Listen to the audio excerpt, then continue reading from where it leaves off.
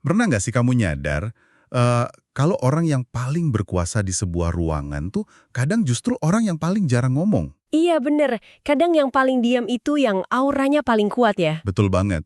Atau, mungkin kamu yang lagi denger ini pernah ngerasain lembur berminggu-minggu. Kamu meras keringat buat sebuah proyek, tapi, entah gimana rekan kerjamu yang kerjanya biasa-biasa aja, malah dapat promosi. Wah itu kejadian yang sering banget kita lihat di dunia kerja sih, bikin frustrasi emang. Nah, makanya hari ini di sesi eksplorasi kita ini, kita bakal ngebongkar tumpukan catatan dari sebuah buku panduan rahasia. Buku yang bisa dibilang tanpa ampun nguliti gimana manusia itu sebenarnya memanipulasi dan mengendalikan satu sama lain. Kita lagi ngebedah gagasan dari The 48 Laws of Power karya Robert Greene ya. Dan baca catatan-catatan ini rasanya emang kayak nemuin manuskrip terlarang gitu loh. Ya, agak kontroversial ya rasanya. Bener, karena buku ini nggak peduli sama apa yang seharusnya terjadi di dunia ideal. Dia cuma fokus sama sejarah manusia dan realita. Gimana sih kekuasaan itu benar-benar didapatin, dipertahanin, dan akhirnya dihancurkan. Tapi sebelum kita masuk lebih dalam, mari kita perjelas satu hal dulu nih buat kamu yang lagi dengerin. Tujuan kita ngebedah sumber-sumber ini bukan buat ngajarin kamu jadi penjahat licik ya. Betul, bukan buat ngajarin jadi bos tiran di kantor juga. Sama sekali bukan.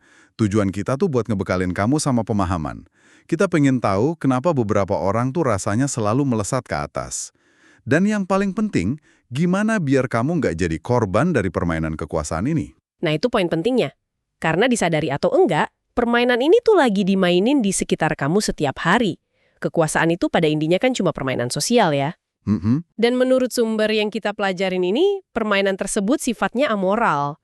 Maksudnya, kekuasaan itu sendiri nggak baik dan nggak jahat. Dia netral. Kayak gravitasi gitu ya maksudnya? Nah, iya persis. Kayak gravitasi. Kalau kamu lompat dari tebing, gravitasi nggak bakal peduli kamu orang baik atau jahat, kamu tetap aja bakal jatuh. Bener juga sih. Jadi siapa yang paham aturan main dari gravitasi sosial ini, dialah yang megang kendali.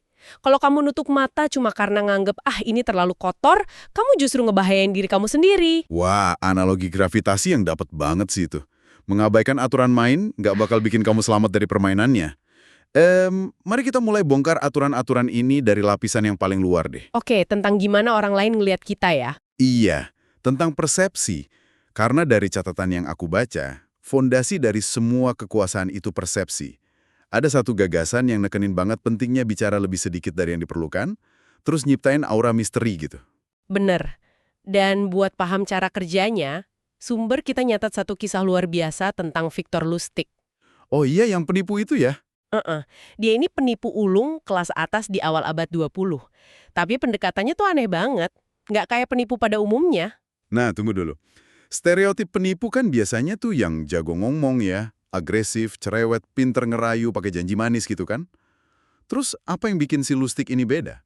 Di situ jeniusnya dia. Lustig ini sama sekali nggak cerewet. Kebiasaan dia tuh datang ke hotel-hotel paling mewah, bajunya elegan, rapi banget, tapi dia bakal nyematin satu atau dua aksesoris yang aneh. Aksesoris aneh kayak gimana tuh? Kayak misalnya medali kecil yang nggak jelas ini medali dari negara mana gitu. Terus dia cuma bakal duduk diam di lobi hotel. Cuma duduk doang? Nggak nyamperin orang kayak di situ? Nggak sama sekali. Dia nggak nyamperin siapa-siapa. Dia duduk sambil pura-pura baca telegraf yang sebenarnya palsu. Nah, sikap diamnya yang berkelas ini, ditambah aura misteri dari medalinya, itu justru bikin tamu-tamu kaya di hotel itu pada penasaran. Oh, wow. Jadi malah mereka yang nyamperin duluan ya? Bener banget, mereka yang nggak tahan dan akhirnya datengin Lustig. Secara harfiah mereka tuh ngantri dan nyerahin diri buat ditipu sama dia. Gila sih. Dia nggak ngejar tapi dia mancing pakai rasa penasaran orang. Di catatan ini juga ada dibahas soal matahari kan? Iya, matahari itu contoh sempurna lainnya buat hukum ini. Secara objektif, banyak sejarawan bilang dia itu bukan penari yang paling berbakat. Terus bukan yang paling cantik banget juga kan katanya? Betul, tapi dia punya sesuatu yang jauh lebih mematikan, yaitu misteri. Dia ngebalut dirinya pakai latar belakang yang dikarang-karang, kayak bawa kisah-kisah eksotis dari timur yang susah diverifikasi orang. Dan sikapnya juga nggak bisa ditebak ya? Aura misteri itulah yang bikin dia dipuja Bak Dewi. Sampai-sampai jenderal dan politisi Eropa aja pada bertekuk lutut sama dia. Wah, kalau ditarik ke zaman modern sekarang, ini masuk akal banget sih. Analogi paling gampang tuh kelakuan orang di media sosial. Oh ya, gimana tuh? Kita semua pasti punya temen yang jarang banget posting kan? Tapi sekalinya dia update status atau upload foto, semuanya tuh kelihatan elegan dan terkurasi banget. Iya, bener. Kelihatan mahal gitu ya. Nah iya, secara nggak sadar, kita nganggap mereka lebih berkelas kan? Coba bandingin sama temen yang update tiap 5 menit. Ngasih tahu dia makan apa, ban motornya bocor, atau lagi ngantri di kasir. Bener banget. Yang terlalu banyak berbagi malah kelihatan biasa aja. Tapi, aku mau protes dikit nih, boleh nggak? Boleh dong, silakan. Gimana? Sejak kecil kan kita diajarin buat proaktif ya. Di sekolah, guru nyuruh kita sering angkat tangan. Di dunia kerja, pas meeting kita disuruh banyak ngomong, biar atasan lihat kita pinter dan berkontribusi. Kenapa buku ini malah bilang, diam itu senjata yang lebih kuat? Protes yang wajar sih, karena sistem emang ngedidik kita kayak gitu. Tapi mari kita bedah psikologi dasarnya. Manusia itu ibarat mesin penafsir. Mesin penafsir? Maksudnya, otak kita nebak-nebak gitu? Betul, otak kita tuh benci banget sama kekosongan atau keheningan. Jadi waktu kita berhadapan sama orang yang tenang dan gak banyak bicara, otak kita otomatis kerja keras buat ngisi kekosongan itu pakai tafsiran kita sendiri. Oh, jadi kita malah mikir yang keren-keren tentang orang itu ya? Tepat. Sering kita mentuaisikan kekuatan sama kecerdasan ke orang yang diam itu. Sebaliknya, kalau kamu terus-terusan ngomong, kamu nggak nyisain ruang imajinasi buat orang lain. Jadi kalau kita terlalu banyak ngomong, kita justru membuka kedok kelemahan kita sendiri dong. Itu poinnya. Makin banyak kamu ngomong, makin kamu kelihatan biasa aja dan gampang ditebak. Dan secara statistik, peluang kamu ngomongin hal yang bodoh atau nyinggung orang juga makin gede kan? Bener juga ya. Karena kita nyesel habis ngomong kepanjangan. Nah, diam itu nyiptain rasa nggak nyaman buat lawan bicaramu. Karena mereka nggak betah hening, mereka bakal mulai ngoceh buat ngisi ruang kosong itu. Dan pas mereka ngoceh itu, mereka malah ngebocorin rahasia sendiri ya? Persis. Tanpa sadar mereka ngungkapin niat asli, kelemahan, atau ketakutan mereka ke kamu. Kamu jadi pegang kendali situasi cuma dengan modal ngamatin aja. Gila, itu bener-bener ngubah cara pandangku soal interaksi sehari-hari sih. Berarti, dengan diam, kita maksa orang lain yang berkeringat nebak-nebak, kita ini siapa? Itu cara elegan buat megang kontrol. Oke, itu tadi soal ngatur persepsi lewat kata-kata dan diam. Tapi, gimana kalau kita bawa ini ke realita dunia kerja yang lebih keras? Katakanlah, persepsi kita udah bagus nih di kantor. Oke, terus pas ada tindakan nyatanya gimana gitu? Iya, gimana rasanya kalau kamu yang kerja keras, siang malam lembur terus, tapi rekan lain yang panen pujiannya dari atasan? Wah, ini salah satu realita paling pahit yang dibahas dalam catatan ini sih. Sejarah tuh penuh sama orang-orang jenius yang akhirnya mati miskin atau dilupain orang. Cuma karena mereka nggak paham dinamika kekuasaan ini ya? Betul, mereka nggak paham dinamika pengakuan sama ketergantungan. Nah, ini ngingetin aku sama kisah Nikola Tesla yang ada di buku ini. Bener-bener bikin emosi bacanya. Iya, tragis banget ceritanya Tesla itu. Gimana tuh persisnya? Jadi buat kamu yang dengerin dan belum tahu, Tesla ini ilmuwan yang brilian banget di akhir abad 19. Dia kerja buat perusahaannya Thomas Edison.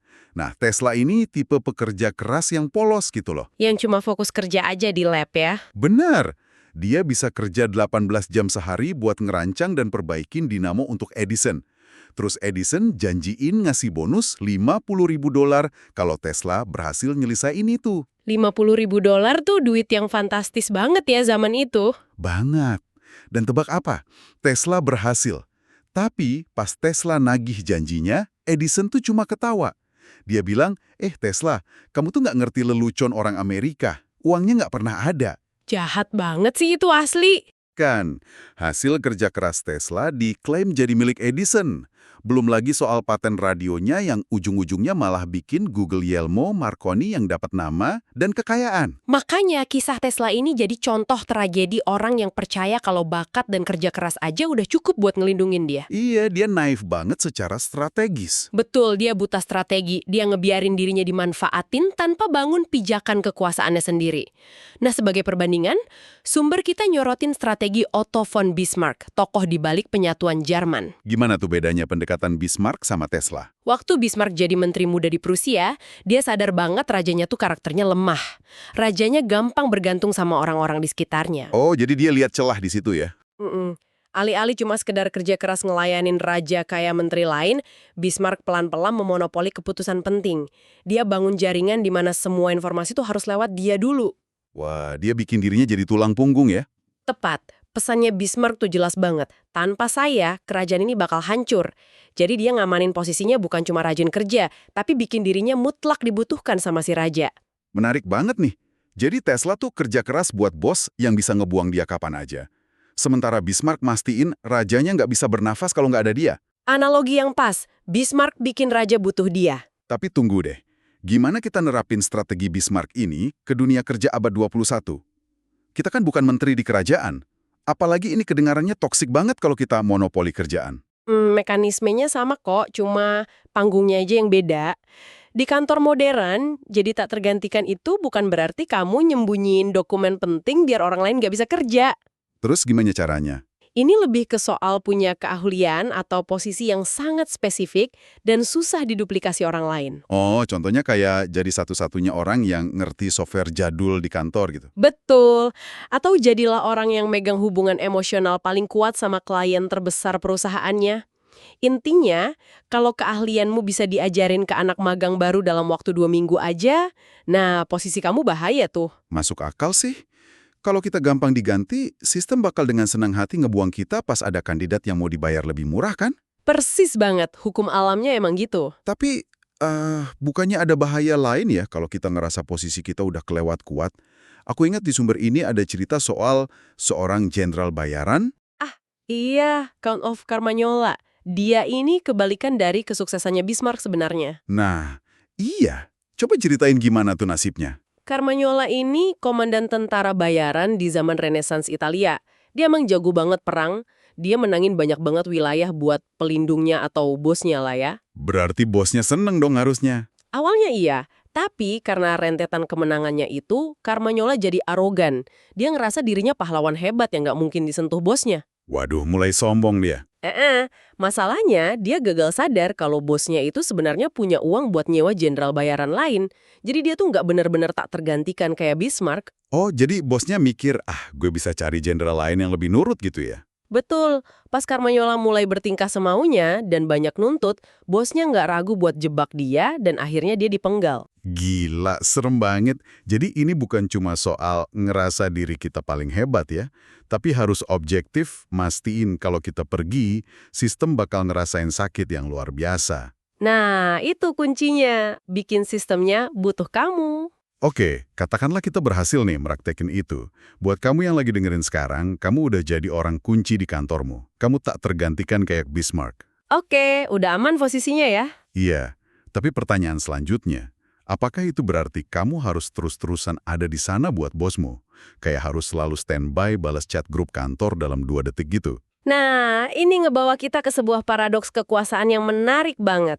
Di satu sisi, sumber ini ngelarang keras kamu buat ngisolasi diri di dalam benteng. Benteng, maksudnya menjauh dari pergaulan kantor gitu. Betul, contoh historisnya tuh Raja Louis ke-14 dari Prancis. Raja yang bangun istana Versailles yang megah banget itu kan? Iya, benar. Dan pembangunan Versailles itu bukan sekedar proyek pamer kekayaan loh. Itu strategi politik yang brilian banget. Oh iya, strateginya gimana emangnya? Louis maksa semua bangsawan penting buat tinggal di istana itu bareng dia. Atau seenggaknya ngabisin banyak waktu di sana. Jadi Louis nempatin dirinya di pusat segala aktivitas sosial dan politik. Pinter juga ya. Jadi dia mantau semuanya dari dekat. Tepat. Hasilnya dia nggak pernah ketinggalan informasi. Dia tahu siapa yang lagi bergosip, siapa yang tiba-tiba mendadak kaya, dan siapa yang mau nyusun rencana makar.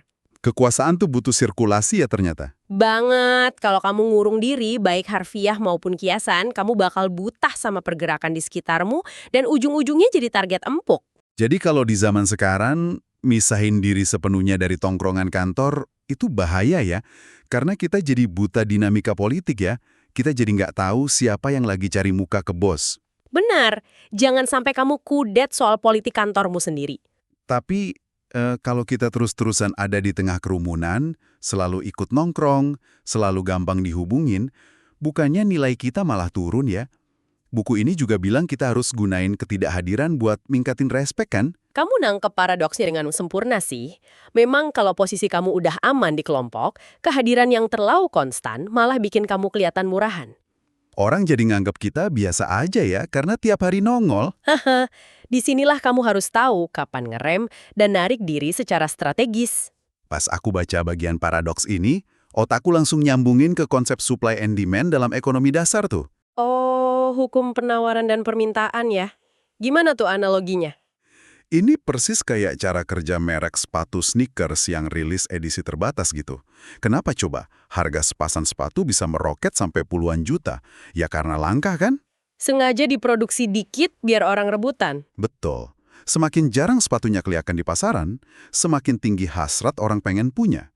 Tapi, kalau pabrik sepatu itu tiba-tiba ngurung diri, berhenti ngiklanin produk, dan benar-benar hilang dari radar, orang bakal cepat lupa dan pindah ke merek lain.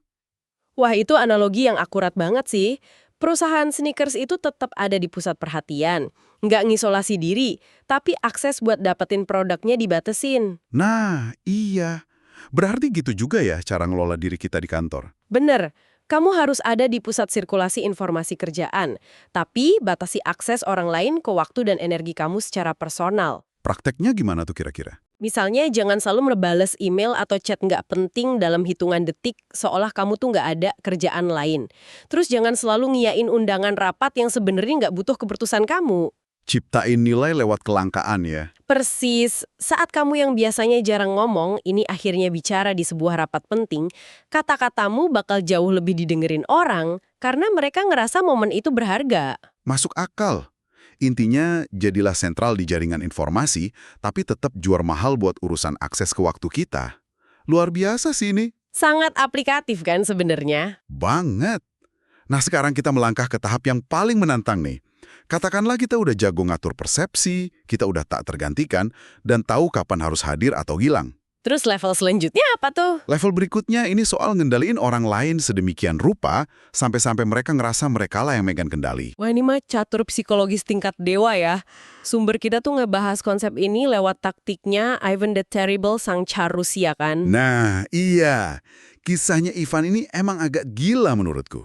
Langkah yang dia ambil tuh mahakarya manipulasi banget sih buat dapat kekuasaan absolut. Gimana coba detail ceritanya? Jadi gini, suatu hari di tengah musim dingin yang ekstrim, si Ivan sama orang-orang terdekatnya tiba-tiba ngemasin barang-barang berharga mereka terus kabur ninggalin Moskow. Tanpa ngomong apa-apa ke rakyatnya. Tanpa sepatah kata pun. Hilang aja gitu. Ya jelas, rakyat dan bangsawan di sana panik luar biasa kan? Pastinya, takut negaranya runtuh atau diserang musuh karena nggak ada pemimpinnya. Benar, saking paniknya, para bangsawan tuh sampai ngirim delegasi buat mohon-mohon biar Ivan mau balik lagi ke Moskow. Nah, pas momen inilah Ivan ngeluarin kartu asnya. Dia ngasih syarat ya. Yo, dia pada dasarnya bilang gini, biar aja negara ini hancur dan kalian urus sendiri, atau saya bersedia balik, tapi dengan syarat mutlak, saya diberi kekuasaan absolut buat ngehukum siapa aja tanpa campur tangan kalian. Dan jelas bangsawan pasti milih opsi kedua kan, karena saking takutnya. Betul. Coba deh, kita perhatiin mekanisme di balik taktik Ivan itu. Kalau Ivan dari awal minta kekuasaan absolut pas masih di Moskow, pasti bangsawannya pada berontak. Iya, pasti pada nolak. Jadi dia sengaja nyiptain krisis dulu, bikin mereka panik, baru nawarin jalan keluar berupa pilihan. Tapi ya, kedua pilihan itu dirancang biar ujung-ujungnya tetap nguntungin Ivan. Dia ngasih ilusi pilihan ya namanya ya. Betul. Para bangsawan ngerasa mereka ikut andil bikin keputusan dengan mohon Ivan balik, padahal mereka baru aja nyerahin kemerdekaan mereka sendiri ke Ivan. Ini tuh ngingetin aku sama triknya pesulap, tau nggak sih? Oh iya, pesulap kartu itu ya? Iya, pesulap ngipas setumpuk kartu di depan mata kita, terus bilang, silahkan pilih kartu apa aja terserah kamu. Kita mikir kita punya kehendak bebas penuh, nih milih kartu itu. Padahal pesulapnya udah mainin teknik forcing ya? Benar. Secara psikologis, dia udah memaksa kita milih satu kartu spesifik yang dia mau. Lawan ngerasa bebas, milih, padahal mereka gerak di dalam labirin yang udah kita rancang duluan. Kalau diaplikasiin ke kantor zaman sekarang, taktik Ivan ini kayak manajer yang pengen timnya lembur nyelesain proyek akhir pekan ini. Nah, gimana tuh cara manajernya ngomong? Kalau manajer yang kasar pasti langsung merintah. Pokoknya kalian semua wajib lembur Sabtu Minggu. Nah, ini pasti memicu perlawanan kan pada ngedumel di belakang. Jelas, Pala nggak suka digituin. Tapi kalau manajer yang paham ilusi pilihan, dia bakal ngumpulin timnya terus bilang, kita punya masalah nih. Kita bisa ngejar target sekarang dengan lembur akhir pekan dan nanti dapat bonus kuartalan, atau kita tunda proyeknya, tapi minggu depan kita terpaksa motong anggaran operasional divisi kita. Wah, pintar. Tim pasti bakal milih lembur akhir pekan sih. Dan karena mereka yang ngerasa bikin pilihan itu, mereka nggak bakal banyak ngeluh. Sangat halus, tapi mematikan ya caranya. Tapi ngomong-ngomong soal manuver tingkat tinggi ini, buku ini juga ngasih peringatan keras di bagian akhirnya loh, Oh ya, peringatan soal apa tuh? bahwa kemenangan dan kesuksesan yang beruntun itu justru bisa jadi racun. Ada cerita soal Cyrus the Great yang menurutku benar-benar tragis. Kisah Cyrus ini emang pengingat keras soal bahayanya arogansi pas lagi menang ya. Cyrus ini kan raja penakluk dari Persia. Yang menangi banyak banget pertempuran itu kan? Iya, karena dia menang terus, dia berhasil menguasai wilayah yang luas banget. Tapi rentetan sukses ini malah membutakan dia. Dia mulai nincar wilayahnya Ratu Tomiris. Padahal Ratu Tomires sudah ngasih jalan keluar yang elegan kan buat dia? Bener, Ratu Tomiris sempat nyurati Cyrus, bilang, udahlah mundur aja, puas-puasin aja diri kamu sama kerajaan yang udah gede itu, jangan serakah. Tapi Cyrusnya gengsi ya? Dia udah kehilangan akal sehat karena terlalu arogan ngerasa tak terkalahkan. Alih-alih mundur, dia maju terus. Malah dia pakai taktik licik dengan ninggalin perkemahannya yang penuh anggur buat jebak pasukannya Tomiris. Biar pasukan Tomires pada mabuk ya? Betul. Terus pas mereka mabuk, Cyrus ngebantai mereka semua, termasuk Nawanan putranya Ratu Tomiris yang ujung-ujungnya bunuh diri karena malu. Wah, itu sih ngelewatin banget. Akibatnya apa tuh dari tindakan arogan gitu? Ya amarah Tomiris memuncak dong. Dia nisun ulang pasukannya yang tersisa, terus dia mancing Cyrus ke medan pertempuran yang brutal. Pasukan Persia dihancurin, dan Cyrus sendiri akhirnya dibunuh sama Tomiris. Kenapa ya? Hal tragis kayak gitu sering terjadi. Maksudku, kenapa justru di saat kita ada di puncak kesuksesan, kita malah bikin kesalahan fatal yang ngancurin semua yang udah susah payah kita bangun? Itu semua ada penjelasannya dari sisi psikologis sih. Gimana otak kita ngerespon kemenangan itu ngaruh banget. Gimana tuh proses di otaknya? Pas kita sukses, otak itu kebanjiran dopamin. Kita ngerasa, wah, gue pinter banget nih. Masalahnya, kita mulai bikin narasi keliru di kepala kita. Kita mikir kalau kesuksesan itu semata-mata karena kehebatan kita sendiri. Kita jadi lupa sama faktor luck atau keberuntungan ya? Betul. Kita abai sama faktor lingkungan atau mungkin kelemahan sesaat dari lawan kita. Arogansi inilah yang bikin kita jadi maksa narik sumber daya terlalu jauh. Kayak si Cyrus, pas dia ngelewatin batas tujuannya, dia malah nyiptain musuh baru yang lebih dendam. Jadi tahu kapan harus berhenti dan neken ego itu emang ujian paling susah ya buat manusia. Ujian terbesar dari pengendalian diri sih itu. Gila, pelajaran yang mahal banget. Intinya, pas lagi menang, ambil napas, sadari kalau ada faktor luck, dan tahu kapan harus ngerem mendadak sebelum mobilmu masuk jurang karena kebablasan. Setuju banget, harus tahu batasan. Oke, nggak kerasa kita udah ngupas banyak banget lapisan hari ini. Mari kita rangkum esensi obrolan kita, biar kamu yang dari tadi nyimak bisa bawa pulang sesuatu yang langsung bisa diterapin besok di kantor. Yuk kita rangkum poin-poin pentingnya. Berdasarkan pembedahan hari ini, ada beberapa perubahan pola pikir nih yang harus kamu lakuin. Pertama, kelola persepsimu dengan cara batasin ucapan. Biarin keheninganmu yang bicara, dan biarin orang lain yang capek nebak-nebak siapa kamu. Benar. Kedua, kerja keras itu emang wajib, tapi jangan sampai jadi martir kayak Nikola Tesla ya. Pastiin dirimu punya posisi atau keahlian yang tak tergantikan di ekosistem kamu. Terus yang ketiga, terapin hukum kelangkaan pada dirimu sendiri. Jadilah sentral di pusat informasi, tapi jangan terlalu gampang diakses orang sembarangan. Dan yang terakhir, pahami cara ngasih orang lain ilusi pilihan. Terus pas kamu udah menang, tahan egomu dan jangan pernah serakah. Ringkasan yang komprehensif banget. Ada pesan penutup nggak dari kamu? Kalau ada satu pesan inti yang harus banget diingat, itu adalah pentingnya punya kesadaran.